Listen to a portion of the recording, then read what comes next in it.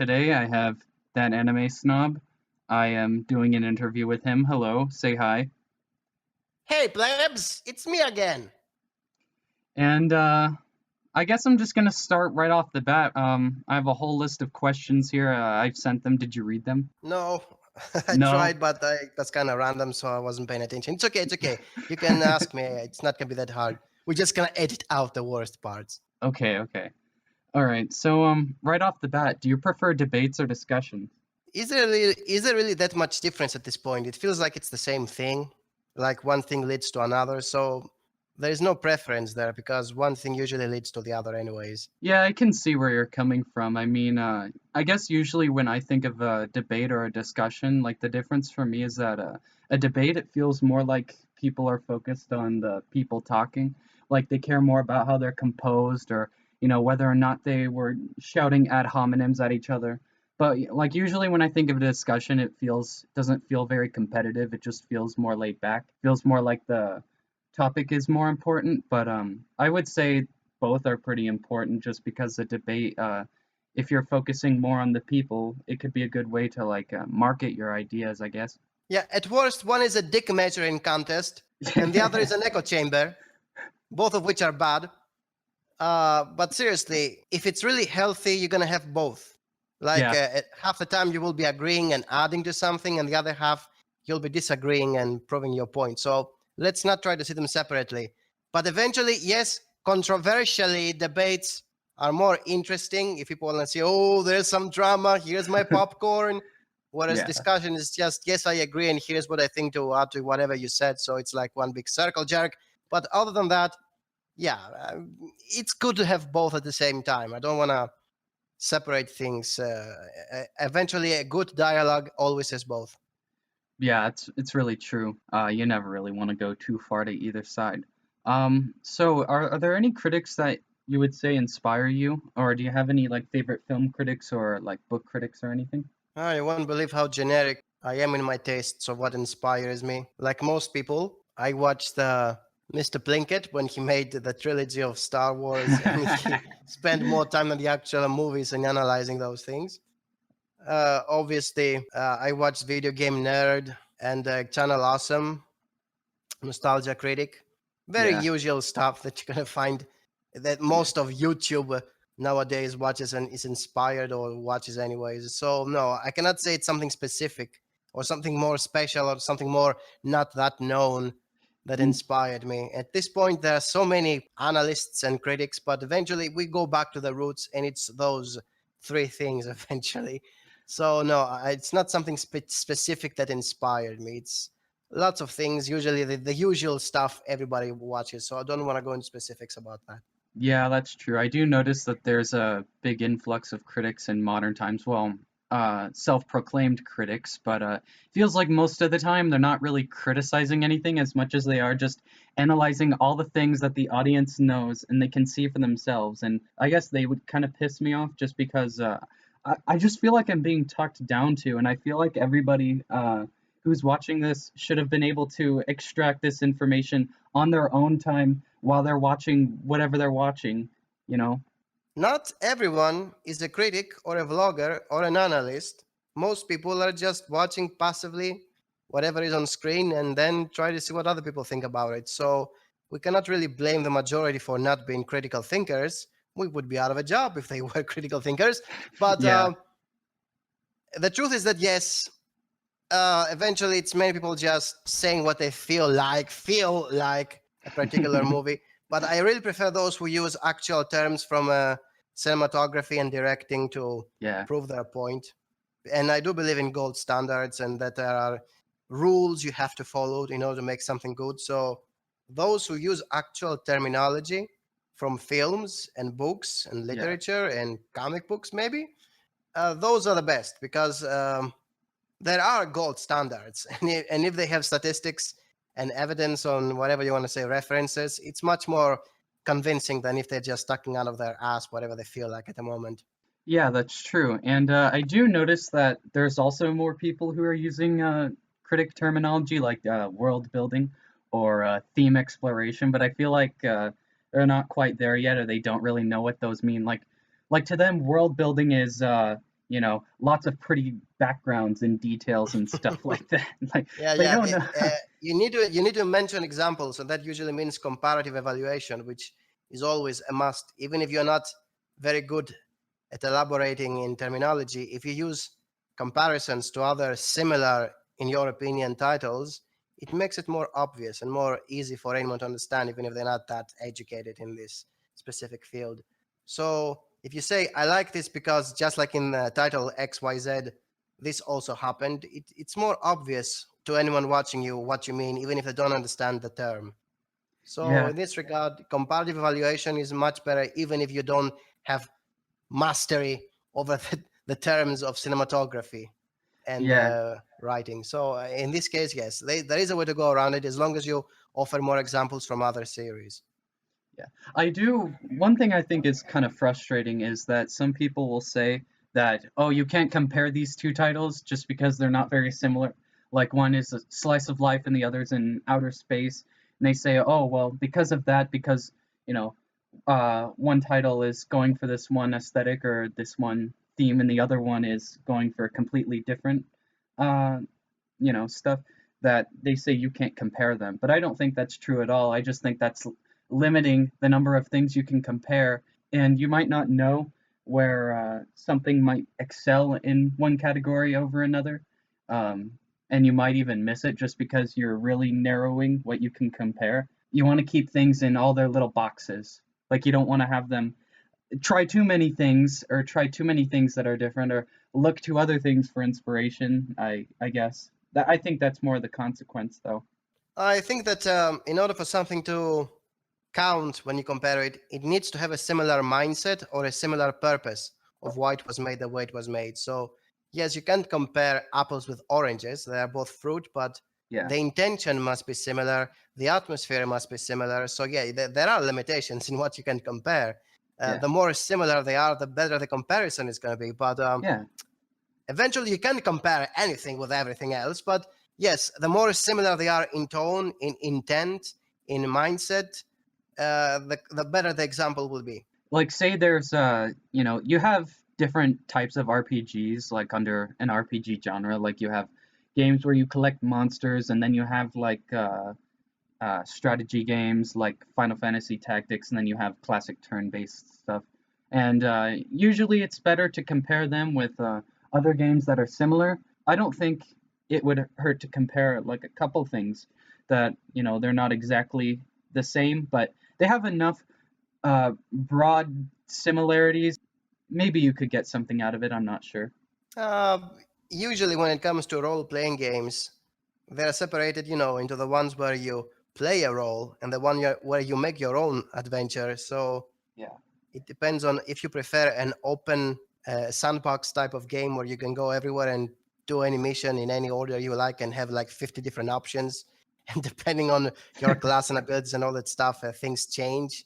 Or do you prefer a linear, a more specific storyline where you don't have freedom of choice, but you're experiencing a story with some interactivity when play the battles and stuff, and then you watch Yeah. the cutscenes.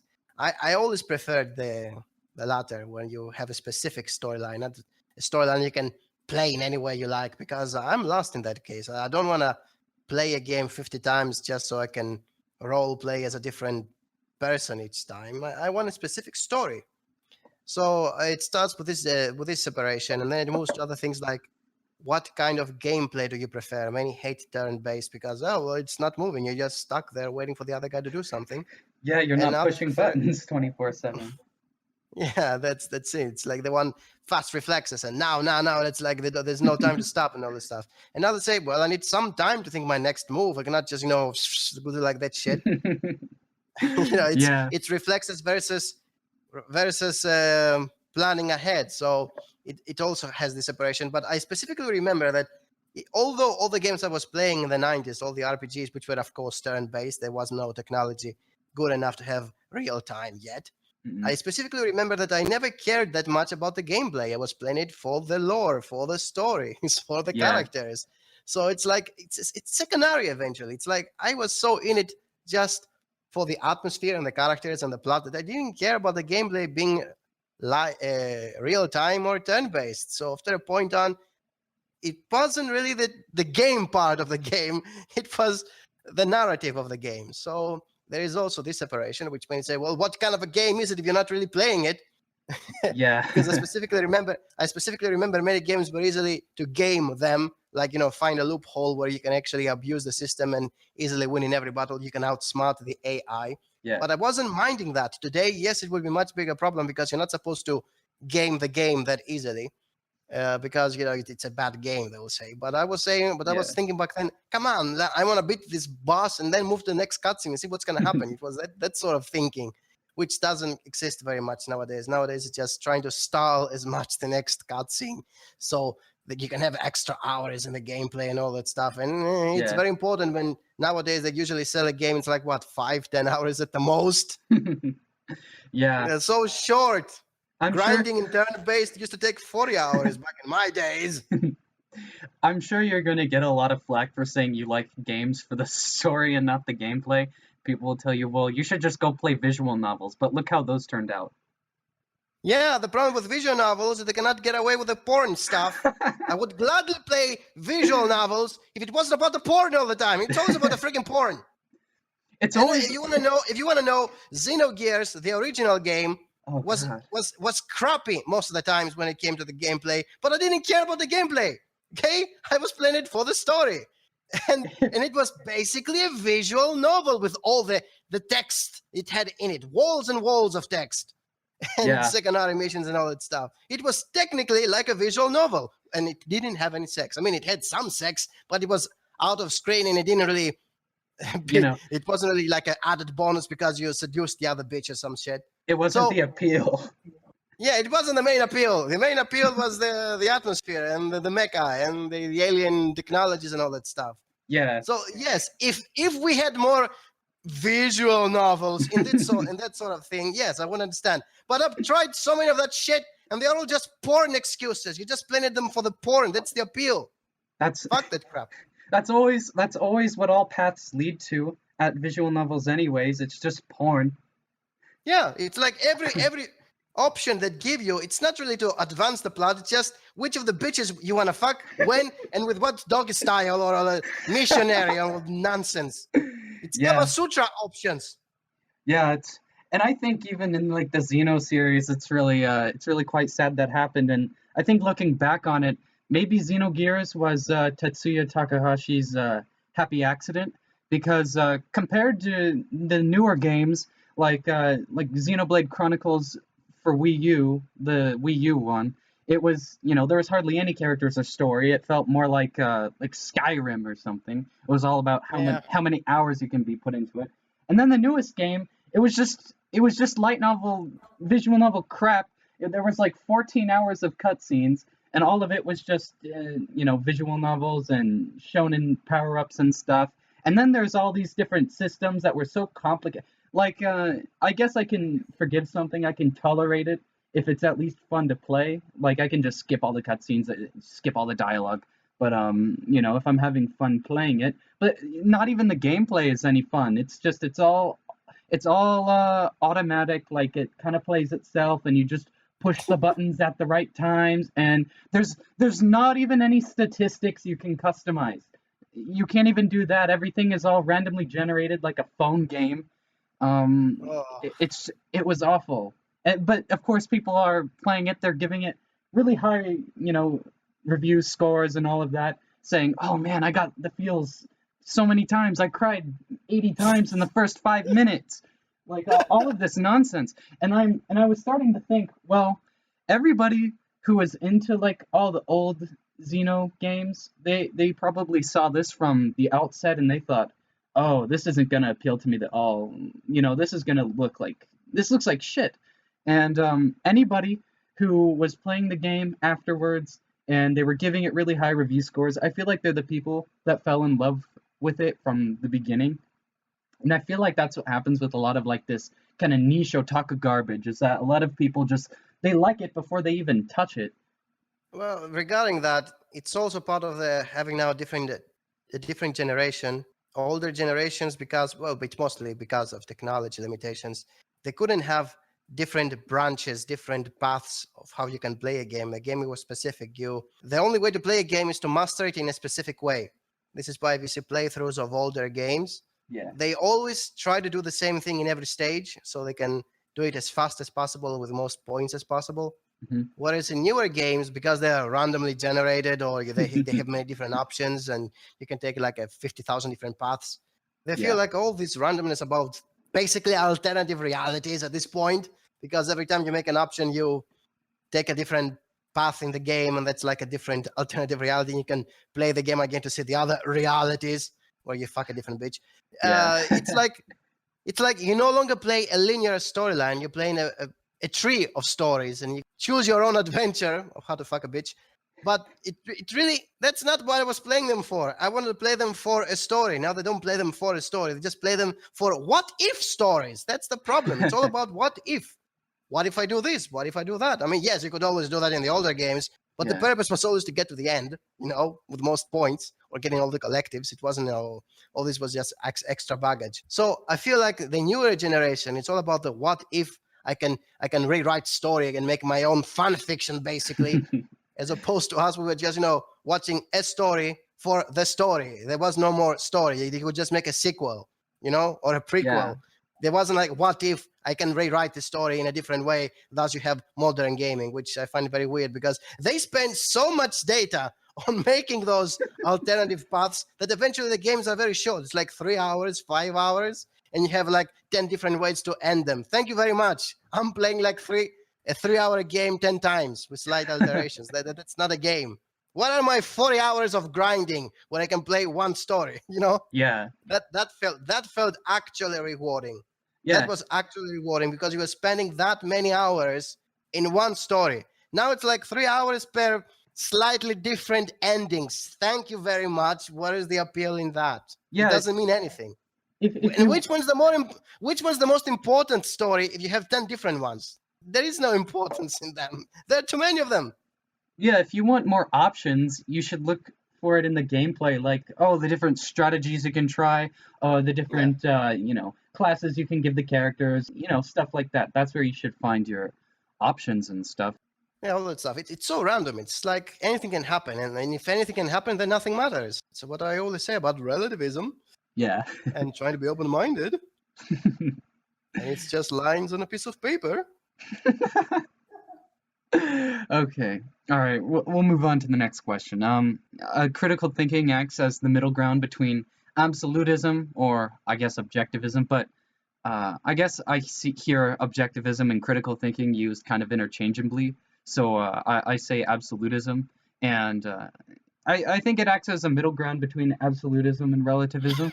It's being able to stand up for your beliefs without, being able to criticize them and know when you're being a pleb and when you're not.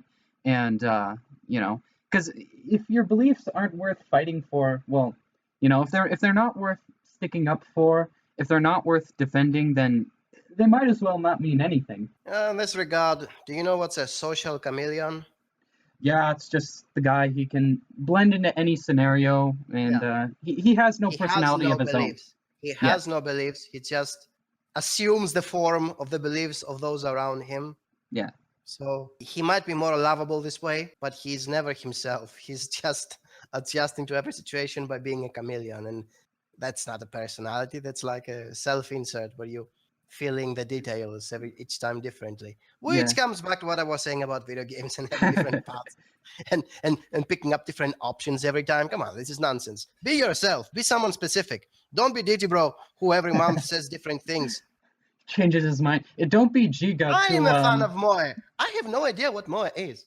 yeah. The '80s were the best, and then you give him 2 weeks, and then he'll say, yeah, no, I was wrong. The 2010s are the best. I mean, he's contradicting himself in the very same video. Yeah, When he said it's just lines on a piece of paper, but the definition of lolicon is very specific. How can you have both specific and whatever you want it to be at the same time? I mean, come on. even in his video about why retro is better, I still feel like he was too focused on the pretty colors. He was always talking about how, oh wow, there was so much more detail in the OVAs and the character designs were better, and it's like, well, can you also talk about what made it good? Like, the atmosphere or the characters, or, all of these, different scenarios that they put the characters in, and then they see how the characters, you know, behave in them.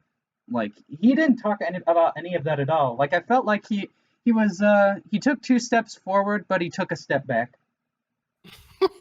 Yeah, that's the problem. He only sees lines on a piece of paper and he doesn't see the whole, basically. Yeah, it's true. I mean, Okay. I mean, you see how he jumped from loving sort of the stranger to just saying, "Oh yeah, yeah, just skip to the Sakuga." Oh my Because God.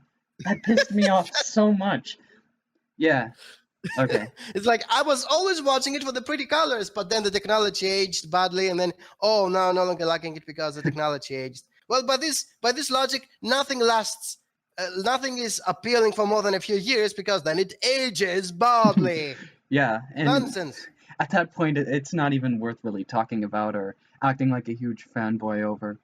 Like, how do you like value labels, like different genres or mediums or ideologies? And do you think that like the things that are most mediocre, they don't really bother to redefine what their labels are? They don't, not like, subvert expectations for the sake of expectations, but they always remain very safe. When you think of slice of life, you always think high school, lots of cute 16-year-old girls. They don't really go too much into detail about any one topic it deals with. Like, there's a little bit of romance, but it comes in the form of just lusting for each other, or there's some sort of drama, but it's over mundane crap that nobody cares about the next episode. Like they don't really bother to step outside Comfort their, zone. yeah, they don't step outside their comfort zone, and they just maintain what the status quo, what everybody thinks about it. Many times when somebody wants to watch a simple story about simple people, just to pass his time, well, he wants something safe. Most people who are, well, I don't want to call them plain, I want to call them average Joes. They don't want to watch something that will blow their minds. I mean, my parents are like 60 years old now. They still prefer to watch movies from the 70s and the 60s, which are basically slice of life romances. And despite having seen each one like 20 times, they're not bored of them because it's what they grew up watching, what they love. It's safe, it's expected, it's relaxing, and that's all they expect to see from their entertainment. On the other hand, always seek thrills and action and adventure and space armadas and robots and explosions in space and all that stuff. Yeah, So you can say that I have different expectations. I always expect something to, well, I didn't see that coming, but only in the sense that it's better than what I assumed it would be. Not it's different that I assumed it would be. It's better, not different. Depends on the person. You cannot really blame some for wanting to see safe stuff and others who want to see something different than the norm. Obviously, what is different sticks out more, creates more buzz. It's easier to remember it, but eventually, what's better than the average is what remains, or something that's yeah, that bad that people will remember for being that bad. But yeah, eventually, the average share is what people will eventually forget. Yeah, they can rewatch them, obviously, but they're not gonna mean anything. yeah, It's those that stick out that, in the grand scheme of things, will be remembered, not the average ones. So I cannot really say they are wrong for trying to be in the labels and follow the safe formulas, and then instead of watching something different. It yeah, depends on what each one of them is looking for. I mean, if we just want to criticize that much anime, can we really blame Japan for being full of anxiety and they most produce this nonsense, which is just to relax yeah, after a hard day at school or work? Can we really blame them for making mostly that instead yeah. of what they were doing in the 80s when things were not like that? Things Different were, generation. I guess, as far as I know, youth crime in Japan was really soaring in the 80s, and you got kind of two responses in anime form to it. Like, one, you got Akira, which was about all the bratty teenagers, and then you get Grave of the Fireflies, which was the older generations telling the kids, all right, you need to have some manners, you need to respect your elders, you can't go around, you can't steal things and smash windows. I would assume there are waves like that in response to many decades of you're taught to stay in line. You're kind of taught to, respect your superiors, not speak your true opinion. You're supposed to kind of go with the majority. because I guess they would think that speaking your mind is it's seen as a form of self-aggrandizement. Like you think your opinions are more valuable than everyone else's or something like that. I can understand where a lot of this is coming from. I would never want to live in a society like that. And I think it comes from kind of a compromise for having so many people living on such a tiny space. It's so dense in Eastern Asia. And it's not just in Japan, it's in other parts of Asia too, compared to like, Europe or America, where it's the exact opposite. No, it still is very different like, compared to America. So it's basically how society changes Yeah. depending on how it was a decade ago. Because those who are making these shows obviously belong in the previous generation, and whatever they produce is for the current generation. So you have this gap, and depending on what the gap tells about the two different generations, you have this result. And currently, well, apparently it's easier to play safe with PC series, which are just to relax and fall asleep and forget them by the next morning. Because Yeah. nowadays it's better to create 10 forgettable shows than one memorable one in terms of profit, Because which is very the people who are watching it, they're not as much concerned with how good the thing they're watching is. They're just concerned with, oh my God, I finally left my job. I just want to go home and I want to relax. Yeah, sad. Hmm. quality a quality show isn't really the first thing they're expecting, just because they have other things they need to sort out in their life first. Yes, as long as it is either safe or the one thrills, so it can be different, not better, they're fine with it. Because, as we said, you cannot constantly expect most people to be critical thinkers because we would be out of a job. And eventually, wanting to have something better than the average is fine, but most people don't want something better. They either want something safe or something different. Yeah, So we cannot blame them for having different expectations, but we can always point out that what they're watching is safe and forgettable as much as they love it. So they're gonna forget it, or it's just different in the sense it's cringy, it's not moral, it's like yeah, stupid, and people remember it in a negative light. So as much as they love it, they need to be conscious about it. So I believe that the first thing any critical thinker should be doing is pointing out why people are loving something, and if in the grand scheme of things, like in a decade from now, I don't want to go for like the centuries or more. yeah. How will people remember the show? Because I specifically remember that as soon as Darling in the Franxx began, the first episode, I hated everything about it. No, this is trash. I knew it would be trash all along, and everybody Yeah, who had 3 digits of IQ would say the same thing. But the majority of people, what they say in the community, well, that's so thrilling. It's like the best show of the year when the year only begun. The usual excuse. And now definitely. everybody hates it because it ended, and it's like the spell of the hypnosis they were in. It broke, and they Yeah, realized it was never good. So it's like us critical thinkers see ahead, not in the sense that we're like seers. We have seen enough to see how it's gonna go, how it's gonna turn out to be.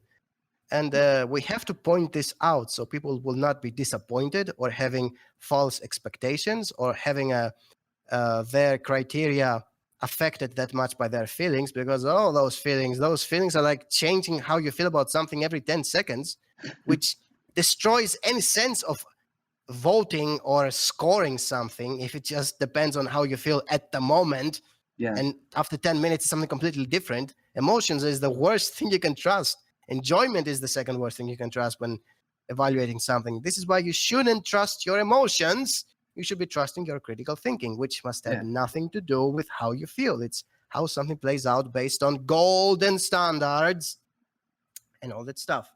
yeah. All because your brain releases dopamine. It's no measure of quality. I mean, I can get dopamine from smoking cigarettes and masturbating all day, but does that mean those are the two best things you should spend your time on? Yeah, you get more enjoyment out of watching hentai than a slice of life. Are hentai better than slice of life? Yeah. Does that mean hentai is better than everything? Legend of Galactic Heroes? Big words there, fella. Well, both No. of them are OVAs, so yeah, you can compare them. Yeah. Okay, this is a nice kind of segue into the next question. I think there's value in both good things and bad things. Like in bad things, it's a very good example of what not to do in any given scenario. How do you value things being mediocre or average. And I remember you brought up how the average person likes kind of the average title. That's just kind of it's what they're accustomed to, and they're generally more concerned with other things going on in their life. But how do you value being kind of mediocre? Like, is it the worst thing something could be? Mediocre is, in a sense, the worst thing you can do with any title because it's not going to be remembered Yeah, because it's mediocre. People remember what is too good or too bad. They don't remember the middle part. And it's extra saddening because eventually people want to have harmony in their lives and they tend to always go towards the middle where they're not either too happy or too sad. They want to have, a balance in emotions. So most people will always go towards the mediocre stuff yeah, where nothing matters and it's always forgotten. It doesn't matter in the long run. Whereas those who seek more thrills or want something different or expect to see some quality, whatever you're going to call it, they're always going to look for the two other sides, the too bad or too good. And yes, they're not the majority. So if we go by majority, most people will like the forgettable stuff because it's safe and that's enough. It's going to make the most money, usually. Whereas what's specialized and it's going to be edgy or cringy or intellectual or deep, whatever you want to use. All of them are buzzwords for most, anyways. yeah. Those are not for the majority. They're not going to make the most money. They're not going to be watched by the most people. And they tend to be niche to the most part because the majority is not watching them and they're supposed to be like underground hits, sleeper hits, whatever you're going to call them. Cult classic. Classic. You can call many things modern classic. Like most slices of life, boring school period dramas can be called modern classics, but that's not Yeah. true. I don't really see how people can be so fast to call something a classic when it's not even a year old yet. I know people are calling, they were very quick to call Makoto Shinkai the next Miyazaki, and they were very quick to call like Your Name a classic, but They're quick to call something so they can get the dopamine fix. I mean, come on. yeah, That's the only reason they're saying it, so they can feel special for being with the cool kids. it gets people's attention. It's all Yeah. clickbait. Yeah, clickbait, views, money. Yeah, I said it first, guys. And if you forget it in a week, it doesn't matter. But if you don't forget it in a week, I was right. Yeah. That's I, stupid. They're just firing blindly in the dark. And if somebody hits something, see, I told you so. That's not yeah. how it works, of course. They're not without a purpose, at least. I mean, if I was a carpenter and being a film critic or watching movies or TV shows or anime wasn't really my hobby, if I wanted to come home and I wanted to relax, I just turn on something that's average and safe. It's just kind of something to wind me down, and I think that's ultimately kind of what the more mediocre stuff, the purpose it serves. That solves the issue. We're done here.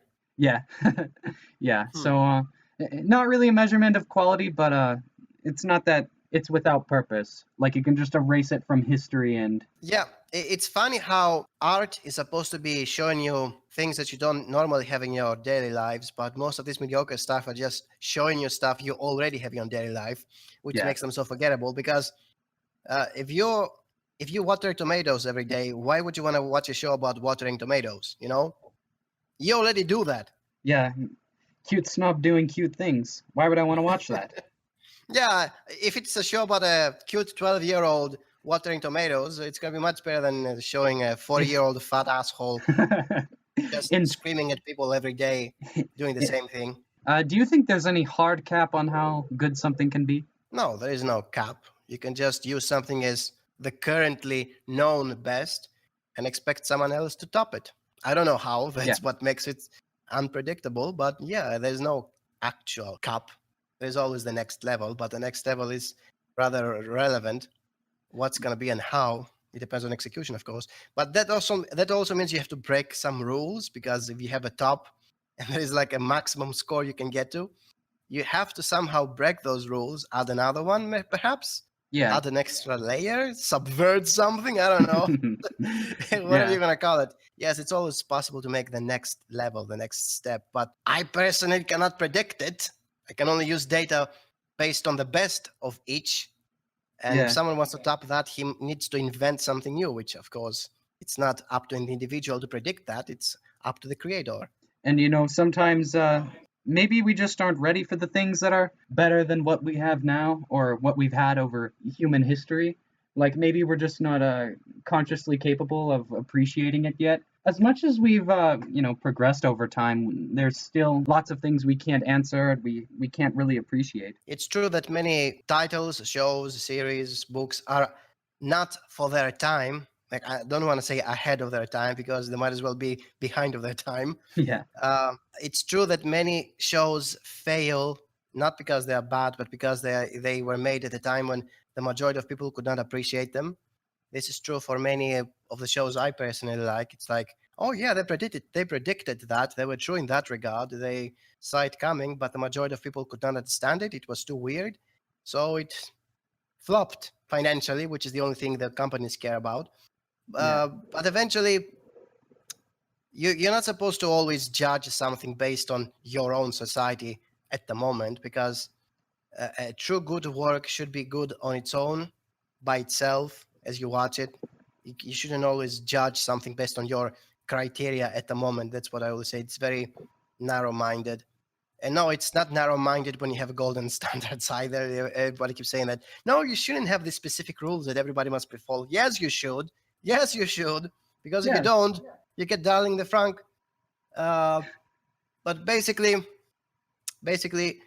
you should view a show for what it is on itself. And if you want to bring up examples of why it's better or worse than the average, then you can bring up something else and you can have the comparative evaluation that we talked about. But other than that, you cannot really say if something is like good or bad based on the time it was made. For the time it was made, it's just what it is. Not everything needs to be a beacon of the society it was made. mm-mm, So you should really appreciate the creators who know they're not making something aimed at the generation that is currently going to buy the product, but they look ahead or look behind, whatever, up, down, left, right, and they try to create something different. We appreciate them for the artistry, you can say, not for the appealing to the majority. That's what I have to say about that. yeah. And I've heard people say some kind of silly stuff like oh, well, since what's seen as good or bad changes over time, then that means it's all relative and, everything has no value. And I don't think that's right at all. Everything has as much value as you place on it. It's not like it's impossible to have value on something. Yeah. You value something based on what you consider good or bad. And if your explanation of what is good or bad changes and you're like, Didi bro, well, fuck you. It's your problem. It's not the show's problem. And, even though something might not be seen as morally just or, good by modern standards, you can't erase it from history. It's still an important stepping stone. Which is why you shouldn't forget what you watched last season, which is what most people are doing nowadays. It's ridiculous. We haven't seen that before. Yes, you did. 3 times last season. People saw it, but they saw it 10 years ago before you were born. So This is new. We haven't seen it before. Yes, I have. I was. the exceptions do indeed prove the rule, but do you think that exceptions indicate the potential of the rule? Potential. Yeah. By potential, you mean what? If the exception is able to defy what the rule is, then do you think the rule at some point in time could follow in the footsteps of the exception? No.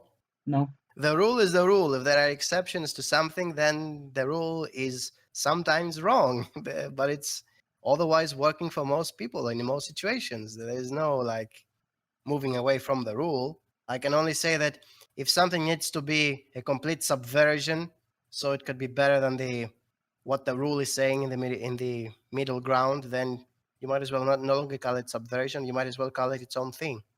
Yeah. I guess the way I view it, like, take a show like Urusei Yatsura, where it was kind of the exception for its time for how comedies worked. It kind of pioneered how high school in anime worked, but now that's what the rule is. That's what everything is. It's seen as average. That's how I was thinking when I Yes, phrased the but it question. wasn't really an exception because it was sort of like the first who did it in the first place. So how is it the exception when it's the first of one I guess it was the exception for its time.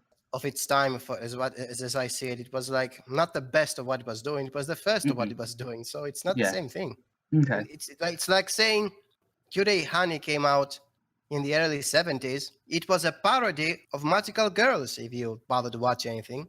It's a sexual version of Magical Girls. But Magical Girls were never that popular. There weren't even that many Magical Girl shows yet. So Yeah. it was like a parody of something that was never even established as a famous genre yet. So, see, it cannot be a subversion or a parody of something before it was actually a thing yet. It's like also the same thing can be said about Dragon Ball. It was very different at first. It was very special in its first original arc, then became, of course, the formula everybody was copying. But is it really subverting something before it actually establishes its own formula? Come on, you cannot do that. You cannot think in reverse order. That's what I'm trying to say. Okay, it's a really interesting point. What would you say the best way to market your ideas to like a big group of people is? Like not sounding overly bloated with words and not appealing totally to them by just sounding emotional. What's the purpose of this? To make it sell? Inform a group of people that something is better in the hopes that they understand and they sympathize. Well, give them unreachable expectations, make memes out of it, make sure you have enough Sakuga that can make GIFs out of it in every episode. The Kyoani method. That's pretty much it, you know. It's like creating this nonsense where everything can be like super hype every week, and you can make memes and jokes and GIFs, and life moves on. But then, no, there comes the next week, and we can have more of the same shit. It's not really about how good the writing or the character is going to be. It's how much fun they will have making fun of it, basically. Yeah, and So we have reached the point where, in order to be appealing to most people, you have to make sure they will have make fun of it, but at the same time, always leave enough inside so they can theory craft some mystery. You know, some things that that are not clear, so they need to theory craft about it and do expectations and nonsense. Like everything nowadays, it's the same thing. Even the most basic kids show has guys on the internet making vlogs per episode, expectations and theory crafts about whatever you're going to think about. Look what happened to My Little Pony. That's ridiculous. They've reached a point where everything is subversion, symbolism, and all this nonsense. And then it crawled inside the anime community, and we got all this nonsense that we have nowadays. yeah, I do think that you can kind of use pretty colors and Sakuga gifts as kind of like a Trojan horse for something having good characters or good writing. I think because I think that's why a lot of people. You can. But that takes a lot of talent It far does. as animation is concerned. That's why it's and so rare. don't have that many talented people or that many studios who are willing to take the extra mile and put extra effort. I don't know with how much money, because they keep on saying the budget doesn't matter. I think I think it matters. You need to have enough time and talent and people and proper equipment to do all that. And not many studios are capable of doing that. Yeah, and when they do, So yes, it does matter. It does matter, but not many are able to do it. Yeah, it's very rare. It's why something like a Legend of the Galactic Heroes or like a Cowboy Bebop is so rare. Like I think it's pretty astonishing how for as long as Legend of the Galactic Heroes is, there's no like huge dips in animation quality. There's no It actually moments where all the improves as characters time are. goes by. Yeah, And it even changed the studios. I don't remember from which studio to which studio.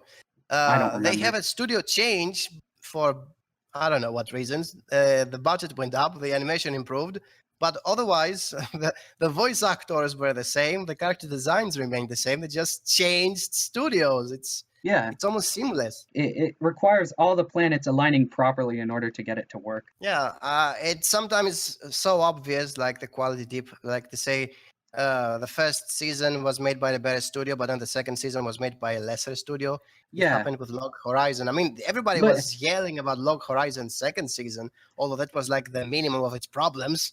or like second season of One Punch Man or something, or I It's can't even not remember. out yet, but they say, yeah, it's also going to be by a lesser studio. Yeah, And yeah, let's yeah. see who's going to love it then, huh? What are you going to say then? If it's such a great subversion of superheroes and all this nonsense that we're talking about, well, you keep on saying that when the Sakuga is not that good? It's like what you were saying about how if you remove the porn of something, the whole big appeal of it, then there's nothing really there. It's kind of worthless. Yeah, exactly. Yeah. If that's the main point people are watching, it's like, you know, you probably think of the Overlord example. If people were watching Overlord for the Overlord, and then you move away from what everybody was watching it for to random nobodies, and then call that world building. Although they spend like entire seasons on nobodies, and when it's over, it doesn't matter. It doesn't matter. It's just some village in the middle of nowhere. It's gonna get conquered in like a few seconds at the end of the 12th episode. Yeah. It doesn't really matter. That's not what people are watching it for. Yeah, it's the main appeal. You take away the main appeal, you give something lesser. It doesn't really matter if it's gonna be a quality dip at that point. It's not why people were watching it for. It's like the same thing with Sword Art Online. People were not watching it for in the later seasons. So what happened to it? And then we jump to a different game where the rules are different. Stuff are no longer that serious. And well, I'm watching something that's not what I was watching it for. Yeah. You know how I felt about Dragon Ball Super. Why am I watching this? Because you're saying What you're happened to Z? yeah, you're watching your childhood on TV again. That's why. although it's not my childhood. It's some Well, I mean, mutation into some bullshit that has the same name, but it's otherwise not a thing. yeah. Well, the people who are watching it who grew up with it, they think it's watching their childhood again, but it's not. Because my feels. See, Yeah. that's again the problem. They try to evaluate it based on the nostalgia they had like 20 years ago instead of how good it is on its own. Yeah. All right. I think we just about ran through all the questions. Do you have any last words? Stay classy. No, that's somebody else's. Basically, critical thinking is fine. Don't try to judge something based on your emotions, and don't unsub from it just because I said feminism is evil and racism is normal. Okay, I told you the truth. If you got butt hurt, it's your problem. It's not mine. Snub, you evil whiter. Ooh. Boogeyman. All right. I think this is about where we're gonna end off, and I'd really hope that we'd be able to get another podcast. Cool. See ya, plebs.